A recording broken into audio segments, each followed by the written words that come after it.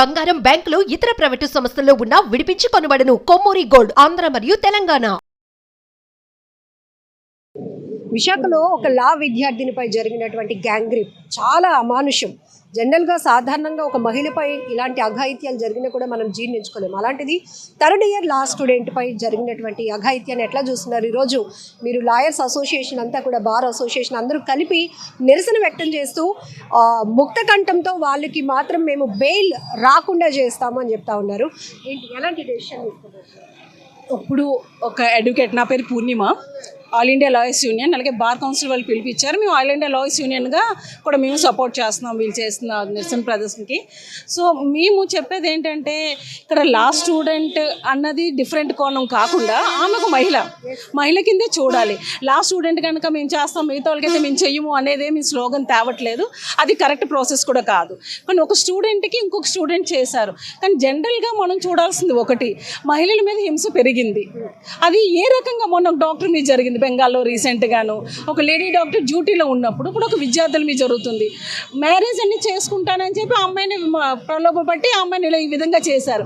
So అక్కడ లా స్టూడెంటా, డాక్టరా, లేకపోతే ఒక సామాన్యురాలా అనేది డిఫరెంట్ అండి.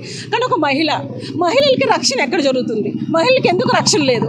ప్రభుత్వమే కదా రక్షణ కల్పించాలి. అంతే కదండి. న్యాయవాదులుగా మా వృత్తి ఏంటి? మేము బెయిల్ ఇవ్వకపోవడం. కానీ ఇలాంటివి జరిగినప్పుడు ఒక డాక్టర్కి చేసినప్పుడైనా ఇవ్వము, ఎవరికి చేసినా ఇవ్వకూడదని మేమైతే అనుకుంటాం. మా బార్ నుంచి మేము అదే నిర్ణయం తీసుకుంటాం. బట్ వేరే బార్ నుంచి వచ్చి తీసుకుంటారు. ఇప్పుడు నిర్భయలో చూసారు, ఢిల్లీ మొత్తం ఆమెకు బెయిల్ ఇవ్వకూడదు అనుకున్నారు బెయిల్, కానీ వేరే రాష్ట్రం నుంచి వచ్చి బెయిల్ ఇచ్చారు. సో బెయిల్ అనేది రూల్. సో దాన్ని వ్యతిరేకించి మేమేమీ చేయడానికి లేదు. చట్ట వ్యతిరేకంగా మేమేం చేయకూడదు. వేరే వాళ్ళు వచ్చి బెయిల్ ఇస్తారు. కానీ మనం మాట్లాడాల్సిన పాయింట్ ఏంటంటే, ఎందుకు మహిళల మీద హింస పెరుగుతుంది? దీనికి కారణాలు ఏంటి? ఆ రకంగా మీడియా కానీ, అడ్వకేట్స్ కానీ, బయట ఉన్న సంఘాలు కానీ దాని గురించి మాట్లాడాలి. ఏం మాట్లాడాలి? ఎందుకు మహిళల మీద హింస పెరుగుతుంది? ఈ 10 ఏళ్ల కాలంలో మీరు అబ్జర్వ్ చేయండి, అన్ని డబుల్ మీరు ఎన్సీఆర్టీ రిపోర్ట్స్ తీస్తే డబుల్ అవుతున్నాయి. ఎందుకు డబుల్ అవుతున్నాయంటే, మీరు సోషల్ మీడియాలో చూడండి. ఒక సోషల్ మీడియాలో మీరు ఒక మహిళగా ఉన్నారు, లేదా కొంతమంది మహిళలు ఉంటారు, ఎవరైనా వ్యతిరేకిస్తే విపరీతమైన విమర్శ వస్తుంది. రీసెంట్గా ఒక సినీ యాక్టర్ని ఆమె వేసుకున్న డ్రెస్ ఆమె లావుగా అయిపోయిందని చెప్పి ఆమెకు ఒక ఫొటోస్ పెట్టి విమర్శిస్తున్నారు. అది కూడా నేరమే కదా. పొలిటీషియన్ కదా, సినీ యాక్టర్. సో ఎవరైనా ఒక వ్యక్తి, మహిళ వచ్చినప్పుడు ఆ మహిళలకు వ్యతిరేకంగా చాలా పోస్టింగ్స్ వస్తున్నాయి, హింస అనేది జరుగుతుంది. అది కూడా ఒక రకమైన హింసే కదా. నిర్భయ యాక్ట్లోని ఏం చెప్పారు? 100 కోట్లు శాంక్షన్ చేశారు నిర్భయ యాక్ట్లో. 100 కోట్లు ఏంది? సంవత్సరానికి 100 కోట్లు గ్రామాలకు వెళ్ళి ఇలాంటి నిర్భయ యాక్ట్ని జరగకూడదు, ఈ డబ్బులతో వాళ్ళు ఎడ్యుకేట్ చేయాలి. సెక్స్ ఎడ్యుకేషన్ ఏంటి, అసలు ఎందుకు ఇలా చేసి నేరం ఏంటి, ఇవి చట్టాలని చెప్పాలని ప్రభుత్వం కేటాయించింది. ఇప్పుడు 2014-15లో. కానీ ఇంతవరకు ఒక రూపాయి కూడా ఖర్చు పెట్టలేదని వాళ్ళ నివేదికలే ఉంది. మనం చెప్పింది కాదు, వాళ్ళ నివేదిక చెప్తున్నారు. అంటే ప్రభుత్వం చేయాల్సిన పని చేయడం మానేసి ఒక అరెస్ట్ చేస్తాను, బెయిల్ ఇవ్వను, లేకపోతే వాళ్ళ మీద కఠిన శిక్ష, లేకపోతే ఉర శిక్ష, ఇవి కరెక్టా? ప్రభుత్వం చేయాల్సిన చర్యలు ప్రభుత్వం చేస్తే ఇలాంటి నేరాలు తగ్గుతాయి. మెయిన్గా మహిళల్ని కించపరుస్తూ స్టేట్మెంట్స్ వస్తున్నాయి. ఒక మహిళ, మన మినిస్టర్ అనుకోండి, అనేది ఒక ఎమ్మెల్యే అనుకోండి, వాళ్ళు కూర్చొని ఇష్టాసారంగా తిట్టుకుంటున్నారు. మహిళలు అన్ని రకాలుగా హింసిస్తూ, మహిళలు చాలా కింద పరుస్తూ, చాలా నీచంగా చూస్తున్నారు. అవి సినిమాలు అవ్వనియండి, రెగ్యులర్ కామెంట్స్ అవ్వనియండి, మహిళల్ని వ్యతిరేకంగా, లేకపోతే ఆమె బయటకు వెళ్ళిందంటే ఆమె వ్యతిరేకంగా కామెంట్స్, ఆమె క్యారెక్టర్ లెస్ అని డిసైడ్ చేయడం, ఈ టైప్ ఆఫ్ హింస ఈ మధ్యకాలంలో పెరిగింది. దీనివల్లే హింస పెరుగుతుంది మహిళల మీద అని మేము చెప్తున్నాం. మా సంఘం నుంచి, ఐలు సంఘం నుంచి ఇలాంటివి జరుగుతుంది. ప్రభుత్వం వాటి మీద చర్య తీసుకుంది. చంద్రబాబు నాయుడు రీసెంట్గా ఫేస్బుక్లో పోస్టులు ఎవరు పెడితే వాళ్ళ వ్యతిరేకంగా పెడితే వాళ్ళ మీద చర్యలు తీసుకుంటారు. మహిళలకు వ్యతిరేకంగా పెట్టిన చర్యలు తీసుకోండి. పోస్టులు పెట్టినాక చర్యలు తీసుకునే కన్నా అలాంటి వాటికి తావు లేకుండానే అదే అంటాను. ఇప్పుడు ఆయన ప్రభుత్వానికి వ్యతిరేకంగా పెడితే చర్యలు తీసుకుంటా అంటారు. ఓకే, మీ చట్టం మీరు చేసుకోండి. కానీ మహిళలకు వ్యతిరేకంగా జరుగుతున్నట్ల మీద మీరేం తీసుకుంటారు? మీరు హోమ్ మినిస్టర్ కదా, హోమ్ మినిస్టర్ ఏం చేస్తున్నారు? ఈరోజు మీ ప్రభుత్వంలో ఎన్ని హింసలు జరుగుతున్నాయి? ఇన్ని హింసలు జరుగుతున్నప్పుడు మీరెందుకు వ్యతిరేకించట్లేదు? మహిళలకు వ్యతిరేకంగా ఎన్ని చట్టాలు వచ్చినా అమల్లో లేనప్పుడు చట్టాలు వస్తాయి. ఎన్ని చట్టాలైనా అమల్లో ఉందా? నిర్భయ చాలా నిర్దిష్టమైన చట్టం. దాన్ని అమల్లో లేనప్పుడు ఇంకెన్ని చట్టాలు తెస్తే ఏం ఉపయోగం? చట్టంతో ఉపయోగం కాదు. ప్రభుత్వం చర్యలు తీసుకోవాలి, ఇమీడియట్ అరెస్టులు ఉండాలి, సీసీ ఫుటేజ్ ఉన్నాయి వాటిని పట్టుకొని వాళ్ళకి ఇది అని చెప్పాలి. ఇలాంటి ఘటనలు జరగకూడదు. మహిళలు సెక్యూరిటీ ఇస్తాము అన్న భరోసా ప్రభుత్వం ఇవ్వనంత కాలం మహిళల మీద హింస జరుగుతూనే ఉంటుంది. దానికి మేము నిరసన చేస్తే నిరసన ఈ రోజు అయిపోతుంది, రేపు ఇంకొక రోజు ఆడపిల్లలను కన్న తల్లిదండ్రులు ప్రతి ఒక్కరూ ఒక రకమైనటువంటి పానిక్లో ఉన్నారు. వాళ్ళు స్కూల్కి వెళ్తున్నారు, కాలేజ్కి వెళ్తున్నారు, మళ్ళీ తిరిగి సేఫ్గా వస్తారా లేదా? ఇది ప్రతి ఒక్కరిని ఒక ఆందోళనకు గురి చేస్తున్న అంశం. ఒక రకమైన స్ట్రెస్.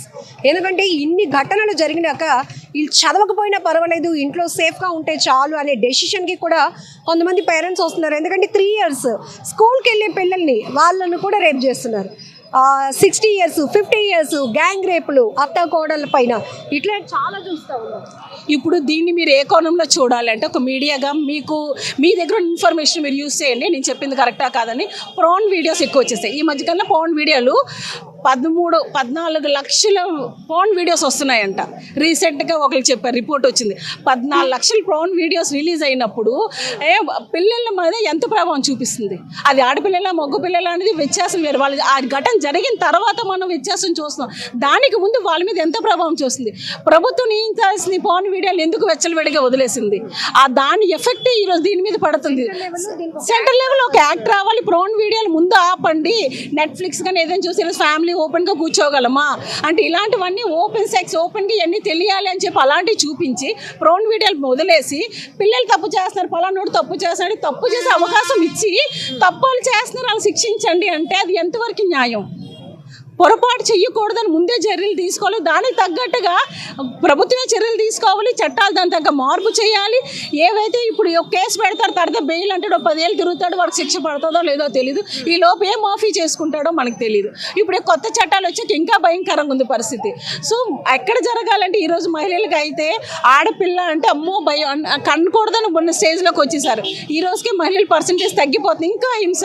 మొన్న ఏదో గజనీ మూవీలో చూస్తుంటే గుర్తొచ్చింది, మళ్ళీ ఆడవాళ్ళు వెనక్కి వెళ్ళిపోతున్నారా అంటే ఆడవాళ్ళు ఈ కట్టుబాటులో ఉండాలి, ఇలాగుంటే ఏమీ చెయ్యరు, 7 లోపు ఉండాలి అని కొంతమంది చెప్తారు, 6 లోపు ఇంటికి చేరాలి అంటే 6 లోపు అంటే మరి పగలు జరిగేవన్నీ ఎటు వెళ్ళిపోతున్నాయి? ఇది పనికిమాల ఆర్గ్యుమెంట్ తెచ్చి ఆడపిల్లలు ఇంకా వెనక్కి తోస్తున్నారు. వెళ్ళిపోతారు. ఫిమేల్కి కూడా ఫైనాన్షియల్ ఫ్రీడమ్ కావాలి, వాళ్ళ కాలుపైన వాళ్ళు నిలబడాలి. కొన్ని రకాలుగా చూస్తున్నాం కదా, ఈ డైవర్స్ ఇట్లా మరి మళ్ళీ తల్లి మీదే పిల్లల బాధ్యత పడుతుంది. ఇలాంటప్పుడు ఎలా ఈ రిస్ట్రిక్షన్స్ అన్ని ఫిమేల్కేనా? లేదు, ఫీమేల్ మీద వేయడం చాలా తప్పు. అసలు మెయిల్ ఫీమేల్ సపరేషన్ చేయడమే తప్పు. ఫీమేల్ని ఇలా చూడాలి అని నువ్వు సినిమాల్లో చూపించి అలా చూడొద్దు, బయట అమ్మాయిని ఏం చెయ్యొద్దు అంటే ఎంతవరకు న్యాయం? ఇప్పుడు ఫిమేల్ అనేది అన్ని రకాలుగా ఈరోజు ముందున్నాం, రంగులు అన్ని రంగాల్లో ముందున్నాం, సమానంగా ఉన్నాం. కానీ మహిళలు సెక్స్ వరకు ఉపయోగం అనే ఆలోచన ఎందుకు తెప్పిస్తున్నారు? మగవాళ్ళ ఆలోచన తెప్పించే వాళ్ళ మీద చర్యలు తీసుకోవాలి. అలాంటి ప్రాన్ వీడియోలు అవనియండి, సినిమాలు అవనియండి, ఇలాంటి వాటిని బ్యాన్ చేసినంత వరకు మహిళా పురుషుడు ఇద్దరు సమానం. ఈరోజు వాళ్ళు సంపాదించే మహిళలకు సంపాదిస్తున్నాం ఈక్వల్. ఇంకా ఒక అడుగు ముందే ఉన్నాము.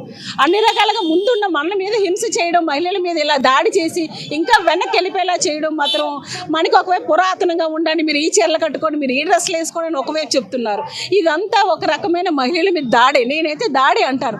సాంప్రదాయం పేరుతో ఒక రకమైన దాడి, బయటికి వెళ్ళొద్దని ఇంకో రకం దాడి, ఇలా హింస ఇంకో రకం దాడి. అన్ని రకాలుగా ఈరోజు మహిళల మీద హింస పెరుగుతుంది. ఆ హింస తగ్గాలంటే చట్టాలు మార్పు రావాలి, ప్రభుత్వం చర్యలు తీసుకోవాలి. ఏవైతే దిశ కింద వచ్చిన ఆ ఫండ్ ఉందో అది యూజ్ చేయాలి. ప్రతి మహిళలకి సెక్యూరిటీ అనేది ప్రభుత్వమే ఫస్ట్ బాధ్యత, ప్రభుత్వం అంది. ఆ తర్వాత మిగతా వాళ్ళందరూ వస్తారు, చట్టం న్యాయం మీ అందరం వస్తాం. ప్రభుత్వం ముందు చర్యలు తీసుకోవాలి. వాళ్ళు శిక్షించడం ఒకటే కాదు, ఇలాంటివి చేయకుండా ఏం చర్యలు తీసుకోవాలో అది ముందు తీసుకోవాలి. ఎన్నిసార్లు సుమోటోలు తీసుకున్నా, ఎన్నిసార్లు స్టెప్స్ తీసుకున్నా ఏం ఉపయోగం? మళ్ళీ బెయిల్ పెట్టుకొని వచ్చేస్తుంది. ఈ సంవత్సరం కాదు 2 సంవత్సరాల తర్వాత బెయిల్ వస్తుంది. అది కాదు కదా. ఈ మహిళలకి ఏంటి అన్యాయం? వీళ్ళకి ఎంత 1,00,000 2 లక్షలు ఇస్తే అయిపోతుందా? ఈ రకమైనది కాకుండా మహిళల మీద ఇంకొకసారి జరగకుండా ప్రభుత్వం చర్యలు తీసుకోవాలి. అది కేంద్ర ప్రభుత్వమా రాష్ట్ర ప్రభుత్వమా అనేది వాళ్ళకే వినూత్నం వదిలేస్తున్నాము. ఈ రకంగా చేయాలని ఐలుగా అలాగే బార్ కౌన్సిల్గా మేము డిమాండ్ చేస్తున్నాం. Thank you.